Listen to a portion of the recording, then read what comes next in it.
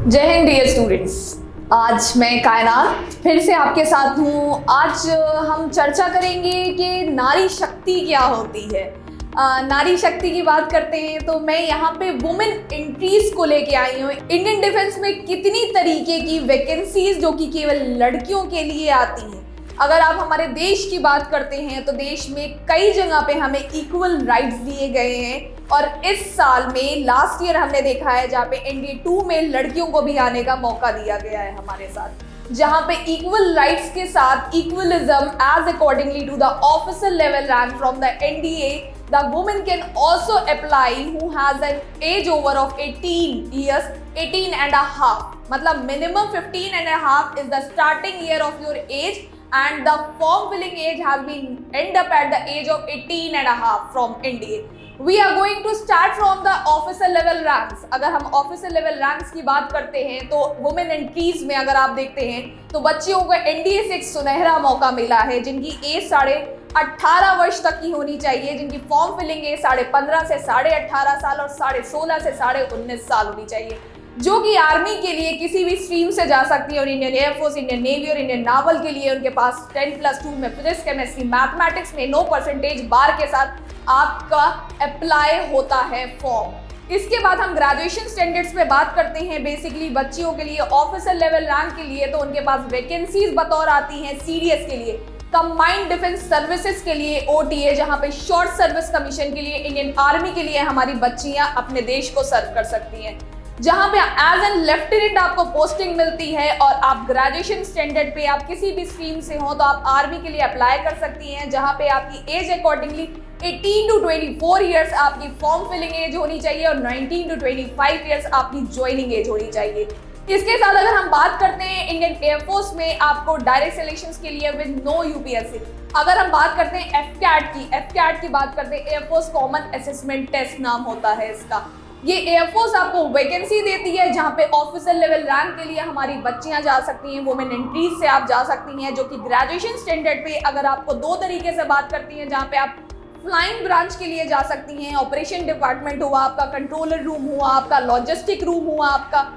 Flying branch plus ground duty, logistic room, controller department, operation department, सबके लिए आप eligible होती हैं। FCAT से अगर आप फाइटर पायलट की बात करती हैं तो 10+2 के साथ आपका ग्रेजुएशन स्टैंडर्ड्स में bachelors in engineering plus BTech के साथ आपके 10+2 में मैथमेटिक्स से मिनिमम 60% से ग्रेजुएशन आपका क्वालिफाई होना जरूरी है, तब आप फाइटर पायलट के लिए फ्लाइंग ब्रांच के लिए अप्लाई कर सकती है। अगर आप ग्राउंड ड्यूटी की बात करती हैं तो ग्राउंड ड्यूटी की फॉर्म फिलिंग एज थोड़ी सी रिलैक्सेशन के साथ मिलती है, जहां पे अगर आप फाइटर पायलट के लिए जा रही हैं तो 18 to 24 ईयर्स आपकी एज होती है, जहां पे आप अप्लाई कर सकती हैं। Rather than that ground duty में आपका graduation plus post graduation in any of the streams के लिए आप ग्रेजुएशन स्टैंडर्ड्स पे अप्लाई कर सकती हैं, जहां पे आपकी एज जो बेसिकली होनी चाहिए वो 19 to 26 ईयर के बीच होनी चाहिए और आपकी ज्वाइनिंग एज जो होनी चाहिए 21 to और 27 ईयर्स एज होती है हमारी FCAT ग्राउंड ड्यूटी के लिए। इसके साथ हमारे देश में कई ऐसी ग्रेजुएशन एंट्रीज पे वैकेंसीज आती हैं, जिसमें अगर हम बात करते हैं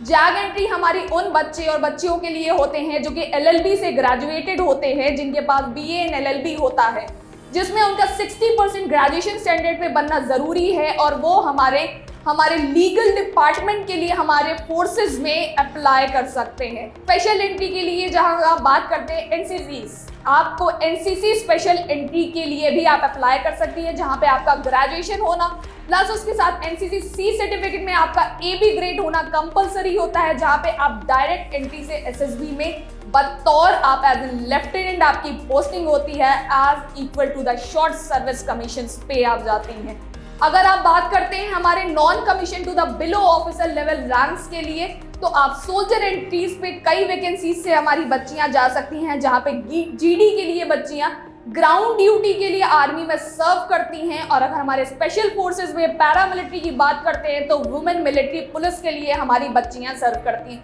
जहां पे कुछ रिलैक्सेशन तौर पे जहां पे हमारे बच्चों का टाइम लिमिट कम होता है रेस में, बट हमारी बच्चों के लिए समय सीमा ज़्यादा दी जाती है उनके PFT टेस्ट में, मतलब फिजिकल फिटनेस टेस्ट में उनकी जो रनिंग की टाइम होती है। अगर आप वुमेन मिलिट्री पुलिस में जा रही हैं तो आपका समय सीमा ज़्यादा दी जाती है। इसके साथ ऐसी कई एंट्रीज होती हैं जिससे आप हमारे वहाँ आप इंडियन डिफेंस में बच्चियाँ अभी तक सर्व कर सकती हैं। अभी तक केवल एनडीए के लिए बच्चियां नहीं सर्व कर सकती थी, जहाँ पे एफकैट, सीडीएस, जैग एंट्री, आपको टेक्निकल एंट्री, आपसे फाइटर पायलट फ्लाइंग ब्रांच के लिए, प्लस आपको एफकैट ग्राउंड ड्यूटी के लिए, टेक्निकल एंट्री स्कीम्स के लिए आप कई जगह अप्लाई कर सकती हैं। आपको इस सारी नोटिफिकेशंस की जानकारी हमारे कैडेट्स पॉइंट डिफेंस एकेडमी के यूट्यूब चैनल पे, इंस्टाग्राम पे, फेसबुक पे, ट्विटर्स पे अलग अलग नोटिफिकेशन के बतौर पे आपको वीडियो से हम सारी जानकारी देने की कोशिश करते हैं। और हम आपसे डिफेंस अवेयरनेस की जानकारी आपको हमेशा देंगे कि हमारी बच्चियों को अपने राइट्स पता होने चाहिए।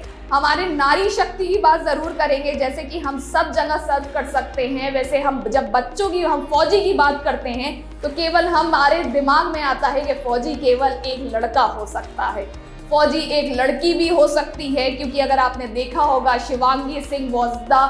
First over the fighter pilot, मतलब आपके हमारे देश में कई ऐसे गर्वशील मौके आए हैं जहां हमारी बच्चियों ने सर्व किया है अपनी कंट्रीज को। इसके साथ कई नोटिफिकेशंस के साथ हम अपने cadets point defence academy channel पे बने रहेंगे। जय हिंद।